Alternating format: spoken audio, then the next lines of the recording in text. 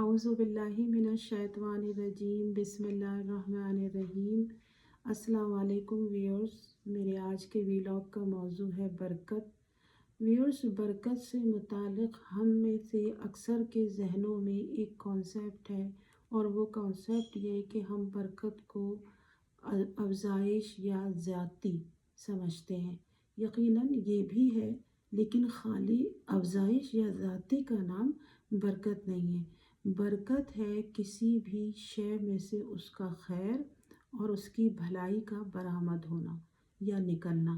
مثلاً آپ کے پاس کوئی ایسا علم ہے، ہمارے پاس کوئی ایسی صلاحیت ہے، ہنر ہے، جس کو یوز کر ہم اس علم اور ہنر کی بدولت متوقع خیر اور بھلائی سے زیادہ پروڈیوس کر سکیں، تو وہ برکت کہلائے گی، اس کو ہم برکت کا نام دیں گے۔ مثلاً جیسے آپ یہ دیکھیں کہ زمین بنجر ہوتی ہے، خشک پڑی ہوئی ہے اور بالکل سوکھی پڑی ہوئی ہے، جھاڑیاں سوکھی ہیں بالکل، اچانک باران رحمت برستی ہے اور چاروں طرف ہریالی لہرانے لگتی ہے، تو وہ کیا ہے کہ ابھی تک زمین جو ہے وہ بالکل سوئی ہوئی اور بھجی ہوئی اور بنجر پڑی تھی، اور جیسے ہی اللہ کی باران رحمت برسی، بارش آئی، تو وہ جو اس کے اندر خیر اور بھلائی کی صلاحیت تھی، یا وہ جو کچھ پوشیدہ بیج تھے ہریالی کے، پودوں کے، جو اندر دبے ہوئے تھے، جیسے ہی پانی پڑا اور وہ جو تھے وہ ہریالی اس میں سے پھوٹ گئی اور زمین ہری بھری ہو گئی۔ تو اس کو ہم کہیں گے کہ زمین کی میں سے باران رحمت کی وجہ سے برکت پڑی اور وہ زمین میں ہریالی پھوٹ گئی۔ اسی طرح کوئی انسان ہوتا ہے، اس کے پاس ایسا علم ہوتا ہے یا کوئی ایسی صلاحیت ہوتی ہے جس کو وہ بروئے کار لا کے لوگوں کی لائف میں کوئی بہتری، کوئی بھلائی پیدا کر سکتا ہے۔ تو ایک انسان کے اندر اس کو پتہ ہوتا ہے کہ اتنا پوٹینشیل ہے اور اتنی صلاحیت اور اتنے علم سے میں یہ فائدہ لوگوں کو پہنچا سکتا ہوں یا پہنچا سکتے ہیں ہم۔ لیکن اللہ تعالیٰ جب برکت ڈال دیتا ہے تو آپ اپنے پوٹینشیل سے زیادہ آپ اس سے خیر اور بھلائی برآمد کر پاتے ہیں، تو اس کا نام ہے برکت۔ یعنی برکت کا تعلق قطعاً کوانٹٹی سے نہیں ہوتا، بلکہ برکت کا تعلق فار شور جو ہے وہ کوالٹی سے ہوتا ہے، یعنی معیار سے ہوتا ہے۔ یعنی ہم اس چیز میں سے کیسے خیر اور بھلائی کو زیادہ مقدار میں برآمد کر سکتے ہیں، زیادۃ الخیر یعنی زیادہ مقدار میں برآمد کرنا۔ حضور صلی اللہ علیہ وآلہ وسلم نے جو قنوت نازلہ اپنے نواسے حسن علیہ السلام کو جو دعا سکھائی تھی، اس کا جو آخری آیت تھی، اس دعا کی جو آخری لائن ہے وہ بھی یہی ہے کہ اللہم بارک لی فی ما آتیت، یعنی اے اللہ تعالیٰ آپ نے جو مجھے عطا کیا ہوا ہے اس میں برکت ڈال دیں۔ یعنی وہ یہ سکھا رہے ہیں کہ مجھے اور زیادہ نہیں دیں، بلکہ جو دیا ہوا ہے آپ نے اللہ تعالیٰ اس میں ہی میرے لیے برکت ڈال دیں۔ تو یعنی برکت کے اندر آپ کے ذہن میں، ہمارے ذہن میں جو یہ کانسیپٹ ہے کہ چیزوں کی زیادتی یا افزائش کا ہونا ضروری ہے، یقیناً وہ بھی ہے، لیکن اس کا جو مین برکت کا پرپس ہے اور برکت کا جو تعلق ہے وہ خاص طور سے کوالٹی سے ہے، اس میں سے خیر اور بھلائی کے برآمد کرنے سے ہے۔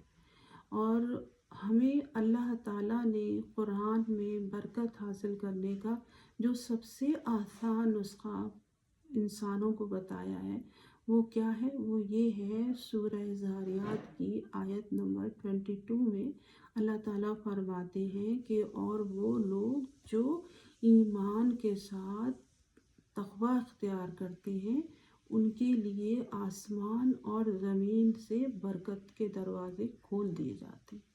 تو یعنی اللہ تعالیٰ ہمیں کیا نسخہ بتا رہے ہیں کہ ہم اللہ پہ توکل، اللہ پہ یقین کے ساتھ، ایمان کے ساتھ کیا کریں؟ تقوی اختیار کریں، اور تقوی ہمیں پتہ ہے کس کو کہتے ہیں.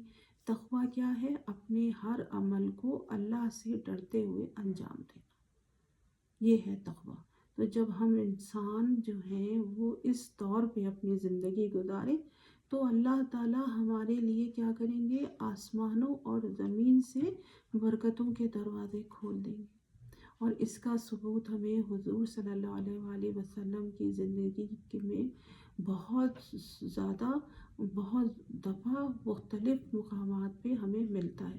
مثلاً ایک دفعہ جنگ خندق کے موقع پر آپ صلی اللہ علیہ وآلہ وسلم جو تھے وہ اور کچھ صحابہ ان کی بھوک سے تھے.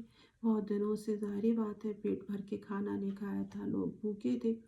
تو ایک صحابی رسول نے آپ صلی اللہ علیہ وآلہ وسلم کا جب یہ حال دیکھا تو اپنے گھر جا کے اپنے وائف سے کہا کہ کچھ ہمارے گھر میں کھانے کے لیے ہے کہ میں حضور اور چند صحابہ کو لا کے کھانا تناول فرما دوں.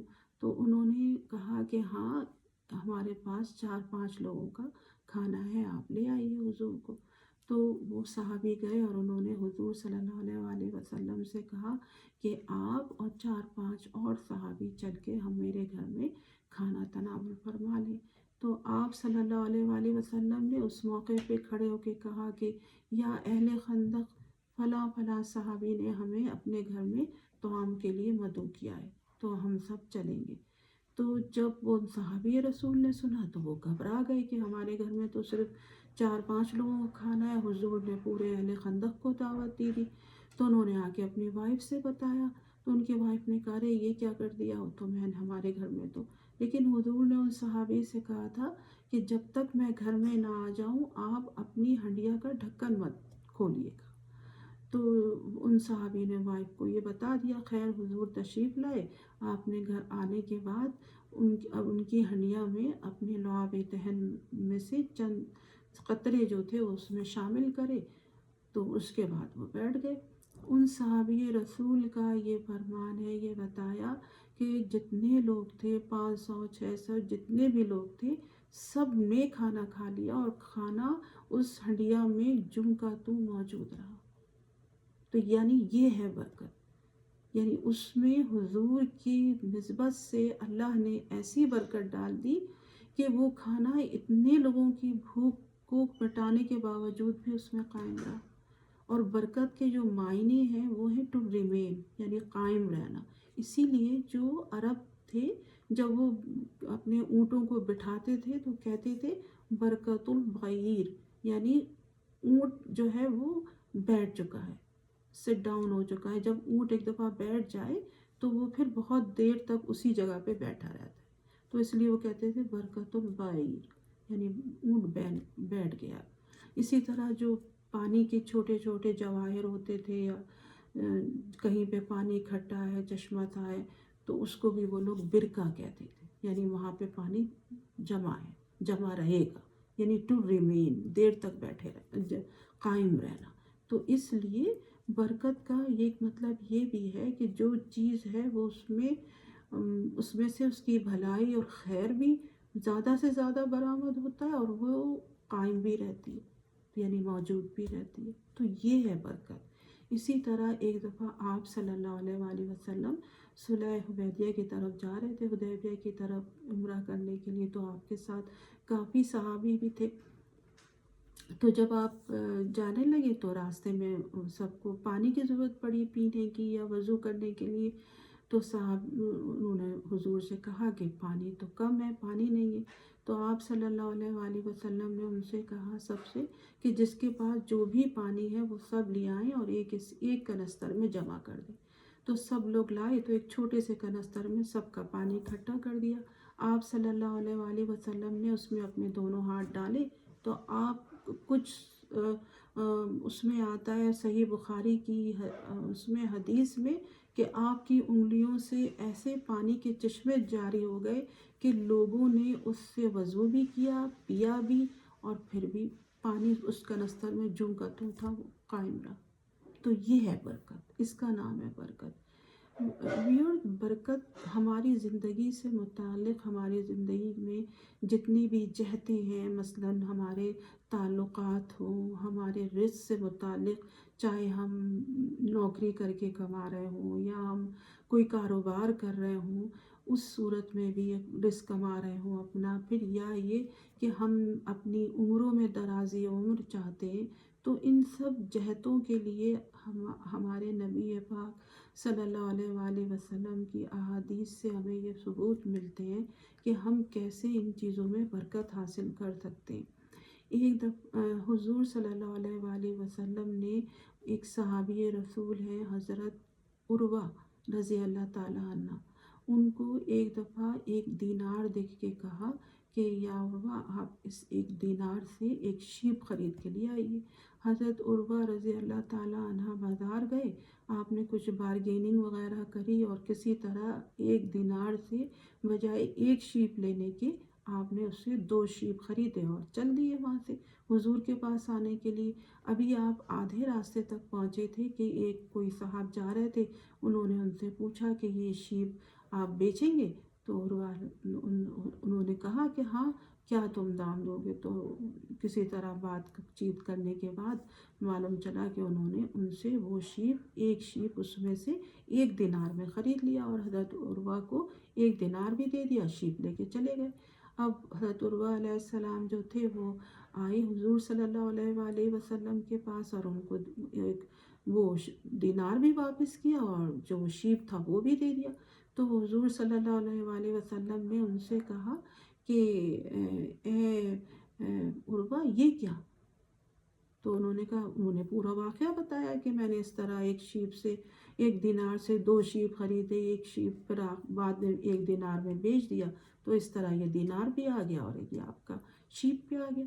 تو ہمارے نبی پاک صلی اللہ علیہ وآلہ وسلم نے اس موقع پر حضرت عروہ علیہ السلام کو یہ دعا سکھائی، اللہم بارک لی فی صفقۃ الیمین، یعنی اللہ تعالیٰ تمہارے ٹرانزیکشن میں، تمہارے اس لین دین میں برکت ڈالے۔ تو یہ دعا اگر ہم اپنی تجارت کرتے ہیں تو ہمیں اس دعا کو ورد زبان بھی رکھنا چاہیے، اور خالی یہ دعا سے یا وظیفوں سے یا تسبیحات سے برکت بے شک آتی ہے، برکت اللہ کے نام سے، لیکن ہمیں اس کے لیے پھر کچھ اعمال بھی کرنے ہوں گے۔ مسلم کی صحیح مسلم کی اور صحیح بخاری کی دونوں کی احادیث سے ہمیں پتہ چلتا ہے کہ حضور صلی اللہ علیہ وآلہ وسلم نے فرمایا کہ جو 2 مسلمان اگر آپس میں تجارت کریں اور وہ اپنے سامان کے نقص کو بتا کے، ظاہر کر کے، یعنی سچ بول کے تجارت کریں گے، تو اللہ تعالیٰ ان کی تجارت میں، ان کے پیسے میں، ان کے مال میں برکت ڈالے گا۔ تو یہ ہمیں طریقہ پتہ چل گیا تجارت میں برکت کا، کہ اگر ہم چاہتے ہیں کہ آپ کو اس وقت، ہمیں اس وقت لگ رہا ہوتا ہے کہ اگر ہم نے یہ نقص بتا دیا اپنے کپڑے کا، اپنی چیز کا، تو ہو سکتا ہے مجھے اس کے کم پیسے ملے، لیکن ہمیں یہ بات ہمارے ذہن میں کلیئر ہونی چاہیے کہ برکت کا کسی بھی صورت تعلق کوانٹٹی سے نہیں ہے، برکت کا تعلق کوالٹی سے ہے۔ وہ کم پیسے ہوں گے لیکن وہ ہماری تمام ضروریات پوری کرنے کے لیے کافی ہوں گے۔ تو اسی طرح حضور صلی اللہ علیہ وآلہ وسلم نے فرمایا کہ جو کوئی یہ چاہتا ہے کہ اس کی عمر میں برکت ہو، یعنی درازی عمر چاہتا ہو، تو اس کو چاہیے کہ وہ صلہ رحمی کرے اور رشتوں کو جوڑے، تو اس کی عمر میں برکت ہوگی، درازی عمر ہوگی، اور کیا ہوگا، اس کے رزق میں، روزی میں برکت ہوگی۔ تو یعنی ایک ہمیں یہ طریقہ بھی سمجھ آ گیا کہ اگر ہم یہ چاہتے ہیں کہ ہماری عمروں میں اضافہ ہو، اور کون سا اضافہ، خالی جو ہے سالوں کا اضافہ نہیں ہو، بلکہ اس کے ساتھ نیکیوں کا بھی اضافہ ہو۔ ہمیشہ دعا ہمیں مانگنی چاہیے کہ اللہ ہمیں ہماری عمر میں ایسی عمر میں برکت عطا فرما، نیکیوں والی عمر میں برکت عطا فرما، یعنی جس سے ہمیں نیکیوں کا بہت بڑا خزانہ حاصل ہو اور آخرت میں ہمیں اس کے ذریعے سے کامیابی نصیب ہو۔ اسی طرح اولاد کی جب آپ دعا مانگیں یا ہم جب اولاد کے لیے دعا کریں تو ہم یہ دعا کریں کہ اللہ تعالیٰ ہمیں نیک اور صالح اولاد عطا فرما۔ ہو سکتا ہے کہ ہمیں 1 2 اولاد اللہ دے، لیکن وہ 1 اولاد یا وہ 2 اولادیں 10 اولادوں کے برابر ہمارے لیے۔ ہم نے حضرت ابراہیم علیہ السلام کی دعا یاد ہے کہ ہم نے پڑھی ہے قرآن میں کہ انہوں نے جو دعا کری تھی کہ مجھے نیک اور صالح اولاد عطا فرما، میری اولاد کو نماز پہ قائم کرنے والا بنا اور نماز قائم کرنے والا بنا۔ اور دیکھیے اللہ تعالیٰ نے ان کی نیک و صالح نہ صرف اولادیں عطا فرمائیں، ان کی اولادوں میں سے نبی اٹھائے گئے۔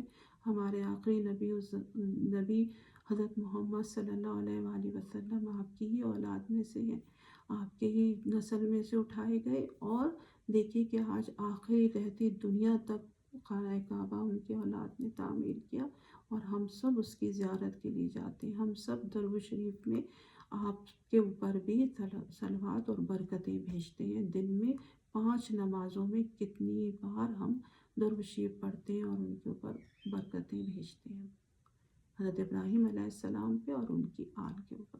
تو یہ دعاؤں کا نتیجہ، یعنی اس طرح کی دعائیں کہ جو نبیوں نے کری ہیں۔ ہمیں دعا مانگتے وقت بھی قرآن کی دعاؤں کو سب سے پہلے مد نظر رکھنا چاہیے، کیونکہ ان دعاؤں کے ذریعے ہمیں یقیناً بے بہا برکتیں حاصل ہو سکتی ہیں جو ہم اپنی زندگی میں شامل کر سکتے ہیں۔ ویورس، ہم نے بہت دفعہ یہ بات وٹنس کی ہے کہ بعض دفعہ کوئی استاد ہوتے ہیں، وہ سبارے کی قرآن شریف کی تفسیر کراتے ہیں، اور انہوں نے سوچا بھی نہیں ہوتا ہے، یا کوئی عورت ہوتی ہے انہوں نے سوچا بھی نہیں ہوتا ہے کہ ان کی اس تفسیر کو اللہ تعالیٰ اتنی برکت ڈال دے گا۔ اس میں آپ کی جو کرایا انہوں نے ایک چند اسٹوڈنٹ سے شروع کرتے، اور پھر وہ ایک کلاس بنتی ہے، کلاس سے مدرسہ، مدرسے سے مدارس قائم ہو جاتے ہیں، اور اس کی شاخیں پوری دنیا میں پھیل جاتی ہیں۔ تو اس طرح کی بھی برکت کے ہم نے بہت سارے ہم وٹنس ہیں بہت ساری چیزوں کے۔